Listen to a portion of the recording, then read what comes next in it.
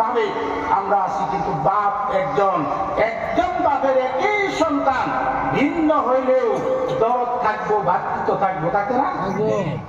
আর এটা যারা ছিন্ন করবার চায়, এর ভিতরে মানবতা নাই, এর মানবতার বিরোধী, এই মানবতার উল্টা, আল্লাহর দুশ্মন।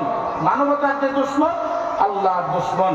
প্রত্যেক জাতির জনগোষ্ঠীর মানুষকে সমানভাবে আকোয়ালি লওয়া, কুলো লওয়া, এটা হইল মানবতার কাম, এটা হইল ইসলামের আদর্শ।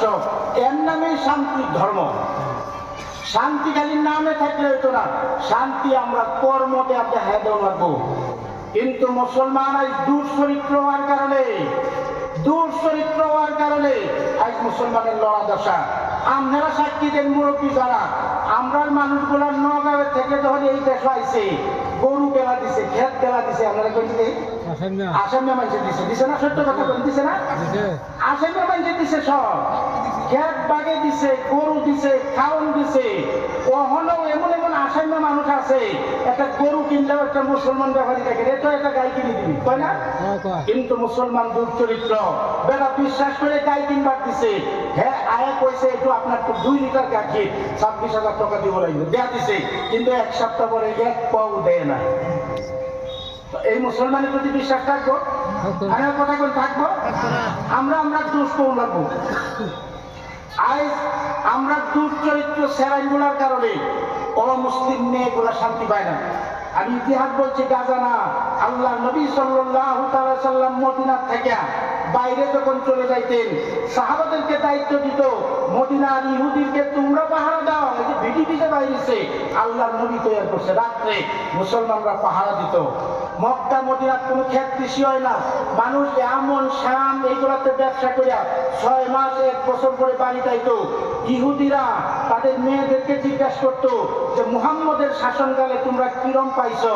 তো মেয়েরা কইতো যে আমরা বাড়ি থাকলে আমরা যত নিরাপত্তা পাই, মুহাম্মদের নেতৃত্বে এর চেয়ে বেশি নিরাপত্তা পাইছি। সুবহানাল্লাহ। এমনি ইসলাম কবুল করছে।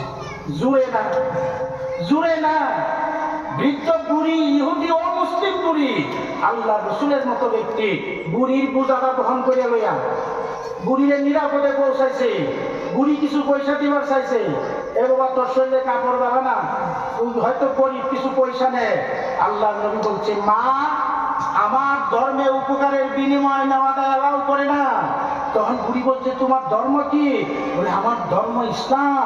বলে এই যে মুহাম্মদের ধর্ম প্রচার করে এটা? বলে হ্যাঁ। বলে আমি তো মুহাম্মদের জড়িয়ে করছি। বলে আমি সেই মুহাম্মদ, আমি সেই মুহাম্মদ। বুড়ি চোখের পানি ছেড়ে দিচ্ছে, চোখের পানি ছেড়ে দেখেছে আমি ভুল ধারণা আসলাম। মুহাম্মদ এত সুন্দর মানুষ, ইসলাম এত সুন্দর, আমি আগে জানি না। হে বাবা, আমি আর তোমার ডরে থাকতাম না, তোমার কাছে কলমা পড়ে মুসলমান হয়ে গেলাম। সুবহানাল্লাহ। এগুলো হাদিস, মুসলমানের জন্য দলিল, একটাও এমনি কথা না। এক বুড়ি আল্লাহ নবী সৈন্য জাবরা ফেলাই দিত। এই বুড়ির বাড়ি আমি দেখতেছি তাইফ শহরে, আমি সেদিন ভিডিও খাই দেখছি, আমি দেখাইছি। মক্কা মদিনার ইতিহাস করলে আপনারা ঠিকঠাক পারতেন না, টাইমও নাই। বুড়ি আল্লাহ নবী সৈন্য বাড়িঘর ঝাড়ুটা ঝাপটা ফেলাই দিত। 2 দিন হয় বুড়ি আর ঝাপটা ফেলায় না। আল্লাহ নবী সাহাবাদেরকে জিজ্ঞেস, এই বুড়িটা কই? তারা কইল বুড়ি অসুস্থ হয়ে গেছে। আল্লাহ নবী সাল্লাল্লাহু আলাইহি ওয়াসাল্লাম এই ইহুদি বুড়িকে দেখতে লাগিয়া মুহাম্মদ সাল্লাল্লাহু আলাইহি ওয়াসাল্লামের মতো ব্যক্তি, পৃথিবীর শ্রেষ্ঠ মানব, বুড়ির দরজায় হাজির। বুড়ি শয্যাগত, দরজার ফাঁক দিয়া বুড়ি মুহাম্মদ সাল্লাল্লাহু আলাইহি ওয়াসাল্লামকে দেখিয়া চিৎকার করে কয়, হে মুহাম্মদ, আমি সুস্থ থাকতে তুমি প্রতিশোধ লইছো না, কখন আমি অসুস্থ হয়ে গেছি, কখন বুঝি তুমি আমার প্রতিশোধ লই বেড়াইছ? আল্লাহ নবী সাল্লাল্লাহু আলাইহি ওয়াসাল্লাম বুড়ির মাথায় হাত রেখে বলছে, মা আমি আপনার প্রতিশোধ লই বেড়াইছি না, আপনি যে অসুস্থ 2 দিন থেকে আমি আমার শরীর যাত্রা ফালাই না, আপনার অসুস্থতার খবর লই বেড়াইছি। কোন প্রয়োজন থাকলে বলেন, মুহাম্মদ পুরা করবো। সুবহানাল্লাহ। সুবহানাল্লাহ। বুড়ির সাথে সাথে কলমা পড়ে মুসলমান। সুবহানাল্লাহ। এইভাবে সারা পৃথিবীতে ইসলাম প্রসারিত। হিন্দু ধর্মের মানুষ আমরা বড় ভাই, ইসলাম ধর্মের মানুষ আমরা ছোট ভাই। বড় ভাই ছোট ভাইয়ের লোকের সম্পর্ক বহুত ভালো থাকে, তাই কি না? কারণ হিন্দু ধর্ম আগে আইছে পৃথিবী, ইসলাম পরে আইছে। ভাস্কর্য হুজুর সবসময় কইতো, এই দেশের হিন্দু মানুষ আমার বড় ভাই, সবসময় কইতো হুজুর এই কথা। যাই হোক, এই কথাগুলি আমি আপনাদের কইলাম। আমরা এমন এক দেশে বসবাস করি, চতুর্দিকে আমরা বিভিন্ন জাতি জনগোষ্ঠীর মানুষ, একদিকে মসজিদে আল্লাহু আকবার আযান হয়, আরেকদিকে মসজিদে হরিনাম হয়, কীর্তন হয়। হ্যাঁ, আমরা যেভাবে একটা শেষ কথা দিয়ে শেষ করি, অন্য কথা, শঙ্করদেব সনাতন ধর্মের যে গুরু, যে টাইমে ভারতবর্ষ 800 বছর মুসলমানেরা শাসন করছে, এই টাইমে শঙ্করদেবের জন্ম হয়েছে। শঙ্করদেব একজন ধর্মগুরু হিসাবে পুরা ভারতবর্ষ উনি ঘুরছে, পৃথিবীর বিভিন্ন জায়গায় ঘুরছে, আর ইসলামের কালচারগুলি দেখছে। দেখার পরে উনার ভিতরে যে প্রেরণা আছে, নাম ঘরের মধ্যে কোনো বেড়া থাকে না, নাম ঘরে কোনো দেওয়াল থাকে, বেড়া থাকে, উনার আদর্শ আছে বেড়া খোলা, আমার নাম ঘরের দরজা খোলা, সবই আও। সুবহানাল্লাহ। বৌদ্ধ শুইছে উনি, উনার কবরের লগে চাঙ্কার কবর। সুবহানাল্লাহ। এই ছিল আসামের সংস্কৃতি। আজকে অস্বীকার করতে পারে, রাজনৈতিক কারণে বড় বড় কথা বলতে পারে, তাহলে শঙ্করদেবের কবরের গোবর থেকে চাঙ্কারে উঠাই ফেলার দেই পারবো না। এই নাম গড়ের প্রথম খোঁড়া চাঙ্কা কাটছে।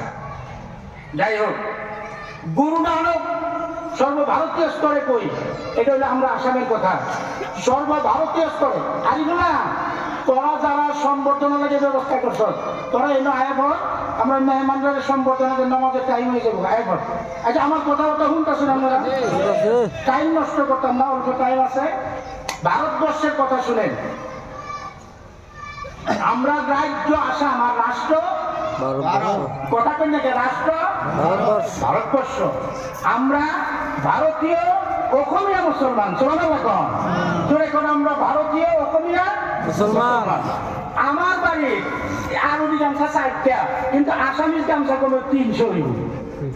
বিশ্বাস করি না আপনারা? বিশ্বাস করি না? এখন প্রত্যেক মুসলমানের বাড়ি বাড়ি আসামি গামছা আছে না? আমরা বিশ্বাস করি না। এইবার হজের টাইমে যত হাজি সাহেব আসাম থেকে আমরা মক্কা গেছি, মদিনাত গেছি, সমস্ত হাজি সাহেবের গলা আসামিজ গামছা। সুবহানাল্লাহ। আমরা মক্কা মদিনাত পরিচয় দিছি আমরা অসমীয়া। সুবহানাল্লাহ। এটা আমরা পরিচয়।